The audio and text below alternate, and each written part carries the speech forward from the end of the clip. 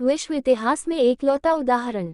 हमने सुनी कहानी थी हाड़ी रानी सिसोदिया कुलभूषण क्षत्रिय शिरोमणि महाराणा राज सिंह को रूपनगर की राजकुमारी का प्रणाम। महाराज को विदित हो कि मुगल औरंगजेब ने मुझसे विवाह का आदेश भेजा है। आप वर्तमान समय में क्षत्रियों की सर्वमान्य नायक हैं। आप बताएं, क्या पवित्र कुल की यह कन्या उस मलेच्छ का वरण करे? क्या एक राजहंसिनी एक गिद्ध के साथ जाए? महाराज, मैं आपसे अपने पाणिग्रहण का निवेदन करती हूँ। मुझे स्वीकार करना या अस्वीकार करना आपके ऊपर है, पर मैंने आपको पति रूप में स्वीकार कर लिया है। अब मेरी रक्षा का भार आपके ऊपर है। आप यदि समय से मेरी रक्षा के लिए न आए तो मुझे आत्महत्या करनी होगी। अब आपकी मेवाड़ की राजसभा में रूपनगर के राजपुरोहित ने जब पत्र को पढ़कर समाप्त किया तो जाने कैसे सभासदों की कमर में बंधी सैकड़ों तलवारें खनखनाव थी। महाराज राजसिंह अब प्रौढ़ हो चुके थे। अब विवाह की न आयु बची थी न इच्छा, किंतु राजकुमारी के निवेदन को अस्वीकार करना भी संभव नहीं था। वह प्रत्येक निर्बल की पीड़ा को अपनी पीड़ा समझने वाले राजपूतों की सभा थी। वह अपनी प्रतिष्ठा के लिए सैकड़ों बार शीश चढ़ाने वाले क्षत्रियों की सभा थी। फिर एक क्षत्रिय बालिका के इस समर्पण भरे निवेदन को अस्वीकार करना कहाँ संभव था? पर विवाह महाराणा चिंतित हुए। महाराणा मौन थे पर राजसभा मुखर थी। सबने सामूहिक स्वर में कहा, राजकुमारी की प्रतिष्ठा की रक्षा करनी ही होगी महाराज, अन्यथा ये राजसभा भविष्य के सामने सदैव अपराधी बनी कायरों की भांति खड़ी रहेगी। हमें रूपनगर कूच करना ही होगा। महाराणा ने कुछ देर सोचने के बाद कहा, हम सभासदों की भावना का सम्मान करते हैं। राजकुमारी की रक्षा करना हमारा कर्तव्य है और हम अपने कर्तव्य से पीछे नहीं हटेंगे। राजकुमारी की रक्षा के लिए आगे आने का सीधा अर्थ है औरंगजेब से युद्ध करना, सो सभी सरदारों को युद्ध के लिए तैयार होने का संदेश भेज दिया जाए। हम कल ही रूपनगर के लिए कूच करेंगे। महाराणा रूपनगर के लिए निकले और इधर औरंगजेब की सेना उदयपुर के लिए निकली। युद्ध अब अवश्यंभावी था। सलूनबर के सरदार रतन सिंह चुंडावत के यहाँ जब महाराणा का संदेश पहुंचा, तब रतन सिंह घर की स्त्रियों के बीच नवविवाहिता पत्नी के साथ बैठे विवाह के बाद चलने वाले मनोरंजक खेल खेल रहे थे। उनके विवाह को अभी कुल 6 दिन हुए थे। उन्होंने जब महाराणा का संदेश पढ़ा तो कांप उठे। औरंगजेब से युद्ध का अर्थ आत्मोत्सर्ग था, ये वे खूब समझ रहे थे। खेल रुक गया, स्त्रियां अपने अपने कक्षों में चली गईं। सरदार रतन सिंह की आंखों के आगे पत्नी का सुंदर मुखड़ा नाचने लगा। उनकी पत्नी बूंदी के हाड़ा सरदारों की बेटी थी, अद्भुत सौंदर्य की मालकिन। प्रातःकाल में मेघों की ओट में छिपे सूर्य की उलझी हुई किरणों जैसी सुंदर केशराशि, पूर्णिमा के चंद्र जैसा चमकता ललाट, दही से भरे मिट्टी के कलशों जैसे कपोल, अरुई के पत्ते पर ठहरी जल की 2 बड़ी बड़ी बूंदों सी आंखें और उनकी रक्षा को खड़ियाल्हा और उदल की 2 तलवारों सी भौहें, प्रयागराज में गले मिल रही गंगा यमुना की धाराओं की तरह लिपटे 2 अधर, नाचते चाक पर कुम्हार के हाथ में खीलती कच्ची सुराही सी गर्दन, ईश्वर ने हाड़ी रानी को जैसे पूरी श्रद्धा से बनाया था। सरदार उन्हें भूलकर युद्ध को कैसे जाता? रतन सिंह ने दूत को विश्राम करने के लिए कहा और पत्नी के कक्ष में आए। सप्ताह भर पूर्व वधू बनकर आई हाड़ी रानी से महाराणा का संदेश बताते समय बार बार कांप उठते थे रतन सिंह, पर रानी के चेहरे की चमक बढ़ती जाती थी। पूरा संदेश सुनने के बाद 16 वर्ष की हाड़ा राजकुमारी ने कहा, किसी क्षत्रानी के लिए सबसे सौभाग्य का दिन वही होता है जब वह अपने हाथों से अपने पति के मस्तक पर तिलक लगाकर उन्हें युद्ध भूमि में भेजती है। मैं सौभाग्यशाली हूँ जो विवाह के सप्ताह भर के अंदर ही मुझे यह महान अवसर प्राप्त हो रहा है। निकलने की तैयारी कीजिए सरदार, मैं यहाँ आपकी विजय के लिए प्रार्थना और आपकी वापसी की प्रतीक्षा करूंगी। रतन सिंह ने उदास शब्दों में कहा, आपको छोड़कर जाने की इच्छा नहीं हो रही है। युद्ध क्षेत्र में भी आपकी बड़ी याद आएगी। सोचता हूँ मेरे बिना आप कैसे रहेंगी।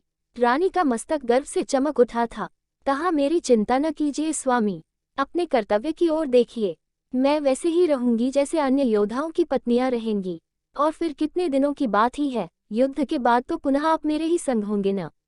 रतन सिंह ने कोई उत्तर नहीं दिया। वे अपनी टुकड़ी को निर्देश देने और युद्ध के लिए कूच करने की तैयारी में लग गए। अगली सुबह प्रस्थान के समय जब रानी ने उन्हें तिलक लगाया तो रतन सिंह ने अनायास ही पत्नी को गले लगा लिया। दोनों मुस्कुराए, फिर रतन सिंह निकल गए। तीसरे दिन युद्ध भूमि से एक दूत रतन सिंह का पत्र लेकर सलूम्बर पहुंचा। पत्र हाड़ी रानी के लिए था। लिखा था, आज हमारी सेना युद्ध के पूरी तरह तैयार खड़ी है। संभव है दूसरे या तीसरे दिन औरंगजेब की सेना से भेंट हो जाए। महाराणा रूपनगर गए हैं, सो उनकी अनुपस्थिति में राज्य की रक्षा हमारे ही जिम्मे है। आपका मुखड़ा पल भर के लिए भी आंखों से ओझल नहीं होता है। आपके निकट था तो कह नहीं पाया, अभी आपसे दूर हूं तो बिना कहे रहा नहीं जा रहा है। मैं आपसे बहुत प्रेम करता हूँ। आपका सरदार रतन सिंह चूंडावत। रानी पत्र पढ़कर मुस्कुरा उठी। किसी से स्वयं के लिए ये सुनना कि मैं आपको बहुत प्रेम करता हूँ, भाग से भी अधिक मता देता है। रानी ने उत्तर देने के लिए कागज उठाया और बस इतना ही लिखा, आपकी और केवल आपकी। पत्रवाहक उत्तर लेकर चला गया। 2 दिन के बाद पुनः पत्रवाहक रानी के लिए पत्र लेकर आया। इस बार रतन सिंह ने लिखा था, उस दिन के आपके पत्र ने मदहोश कर दिया है। लगता है जैसे मैं आपके पास ही हूँ। हमारी तलवार मुगल सैनिकों के सरों की प्रतीक्षा कर रही है। कल राजकुमारी का महाराणा के साथ विवाह है। औरंगजेब की सेना भी कल तक पहुँच जाएगी। औरंगजेब भड़का हुआ है, सो युद्ध भयानक होगा। मुझे स्वयं की चिंता नहीं, केवल आपकी चिंता सताती है। रानी ने पत्र पढ़ा पर मुस्कुरा न सकी। आज उन्होंने कोई उत्तर भी नहीं भेजा। पत्रवाहक लौट गया। अगले दिन संध्या के समय पत्रवाहक पुनः पत्र लेकर उपस्थित था। रानी ने उदास होकर पत्र खोला। लिखा था, औरंगजेब की सेना पहुंच चुकी। प्रातःकाल में ही युद्ध प्रारंभ हो जाएगा। मैं वापस लौटूंगा या नहीं, यह अब नियति ही जानती है। अब शायद पत्र लिखने का मौका न मिले, सो आज पुनः कहता हूँ, मैंने अपने जीवन में सबसे अधिक प्रेम आपसे ही किया है। सोचता हूँ, यदि युद्ध में मैं वीरगति प्राप्त कर लूँ तो आपका क्या होगा। एक बात पूछूं, यदि मैं न रहा तो क्या आप मुझे भूल जाएंगी। आपका रतन सिंह। हाड़ा रानी गंभीर हुई। वे समझ चुकी थी कि रतन सिंह उनके मोह में फंसकर अपने कर्तव्य से दूर हो रहे हैं। उन्होंने पल भर में ही अपना कर्तव्य निश्चित कर लिया। उन्होंने सरदार रतन सिंह के नाम एक पत्र लिखा, फिर पत्रवाहक को अपने पास बुलवाया। पत्रवाहक ने जब रानी का मुख देखा तो कांप उठा। शरीर का सारा रक्त जैसे रानी के मुख पर चढ़ाया था। केश हवा में ऐसे उड़ रहे थे जैसे आंधी चल रही हो। 16 वर्ष की लड़की जैसे साक्षात दुर्गा लग रही थी। उन्होंने गंभीर स्वर में पत्रवाहक से कहा, मेरा एक कार्य करोगे भैया। पत्रवाहक के हाथ अनायास ही जुड़ गए थे। कहा, आदेश करो बहन। मेरा ये पत्र और एक वस्तु सरदार तक पहुंचा दीजिए। पत्रवाहक ने हाँ में सर हिलाया। रानी ने आगे बढ़कर एक झटके से उसकी कमर से तलवार खींच ली और एक भरपूर हाथ अपनी ही गर्दन पर चलाया। हाड़ी रानी का शीश कटकर दूर जा गिरा।